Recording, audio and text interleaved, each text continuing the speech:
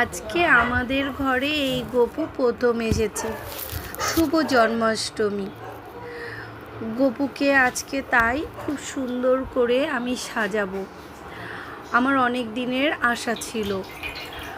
আমার ছেলে পেটে আসার আগে আমি শোকেস থেকে বের করে একটা ছোট্ট গপুকে পুজো দিতাম। আজকে ওর বাবা এই গপুকে এনে দিয়েছে।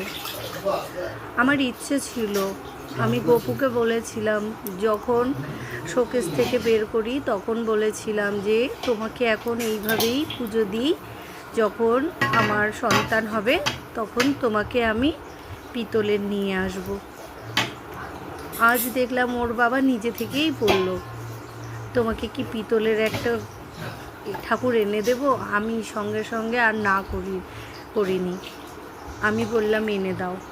কিছুক্ষণ ভেবেছিলাম, তারপরে ভাবলাম নিশ্চয়ই গপু আসতে চেয়েছে, তাই আমি বললাম ঠিক আছে এনে দাও। তারপরে এনে দিয়েছে। আমার ভীষণ ভালো লাগছে, আমার সোনা বাবাকে রক্ষা করবে। তারপর গপুকে স্নান করানোর জন্যে সমস্ত কিছু রেডি করে গপুকে স্নান করিয়ে দিয়েছি। স্নান করার জন্যে যা যা দিয়েছিলাম, গঙ্গার জল, তারপরে হচ্ছে গরুর চোনা বলে যেটাকে, ওইটা, গঙ্গার জল, দুধ গঙ্গার জল, মধু, ঘি, তুলসী পাতা, পঞ্চশস্য সমস্ত কিছু দিয়ে স্নান করিয়েছি।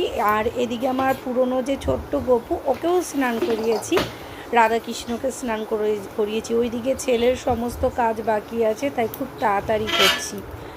এই ড্রেসটা আমার ভীষণ পছন্দ হয়েছে, কারণ গপু তো নীল পছন্দ করে।